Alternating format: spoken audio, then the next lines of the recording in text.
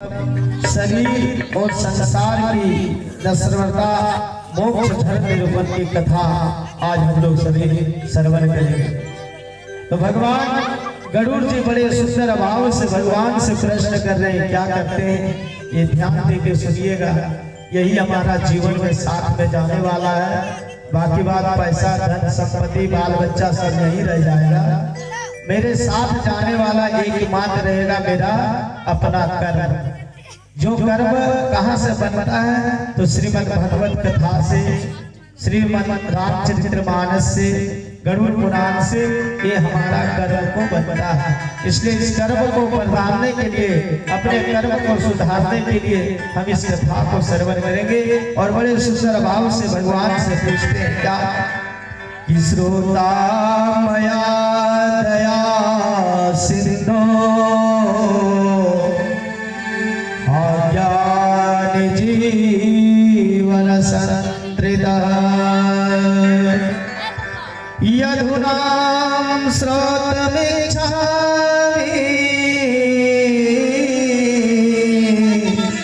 मोक्षोपायं सनातन। एक हमारा सनातन धर्म ही है जो हमें मोक्ष की ओर ले जाती है। एक मेरा ही ऐसा धर्म है जहाँ पर पेड़ को भी पूजा जाता है, नदी को भी पूजा जाता है, पत्थर को भी पूजा जाता है, इंसान को भी पूजा जाता है।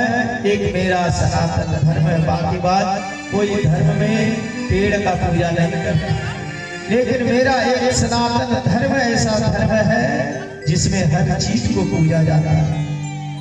जब विवाह होती है तो आप लोग देखते हो, मैं बाराती जाते हो तो सबसे पहले विवाह आम का करते हैं। ये हमारा सनातन धर्म बतलाता है। आप मंदिर जाते हैं तो मूर्ति क्या चीज का रहता है, पत्थर का रहता है, उसे भी हम लोग पूजते हैं। और तो और अगर कहीं बाहर में अगर एक पत्थर रख दिया जाए और उसमें अगर सिंदूर की टीका लगा दें तो श्रद्धा रूपी सभी व्यक्ति उसको भगवान मान के पूजता है। ये हमारा सनातन धर्म है। तो सनातन धर्म से बड़ा धर्म आज तक इस धरती में नहीं हुआ। तो बड़े सुंदर भाव से भगवान को प्रश्न कर रहे हैं और पूछते हैं कि भगवान देव से शरणागत वत्सल यसारे घोर संसारे सर्वदुःखमयेशे।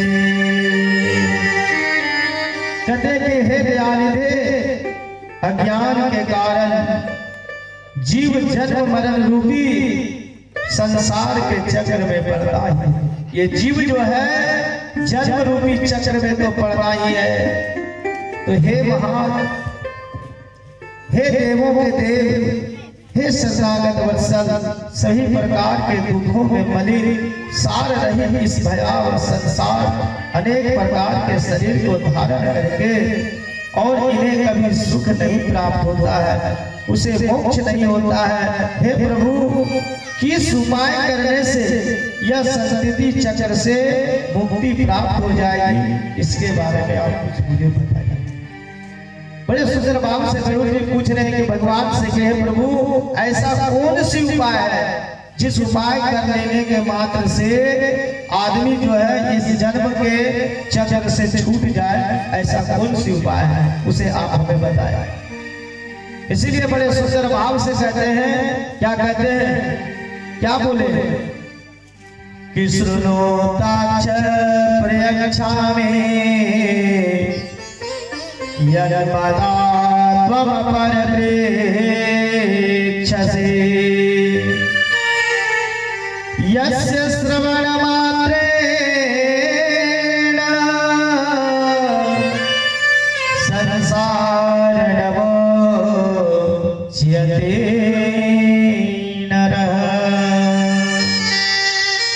कहते हैं ताक्ष, तुम इस विषय में मुझसे जो पूछते हो मैं बतलाता हूँ, सुनो। जिसके सुनने मात्र से मनुष्य संसार से मुक्त हो जाता है, वह परब्रह्म परमात्मा परब्रह्म स्वरूप, शिव स्वरूप, सर्वज्ञ और सर्वकर्ता सर्वेश्वर, निर्मल तथा परमात्मा, अनादि अनंत निर्विकार, परात्पर निर्गुण और सच्चित आनंद स्वरूप यह जीव उसका एक अंश है।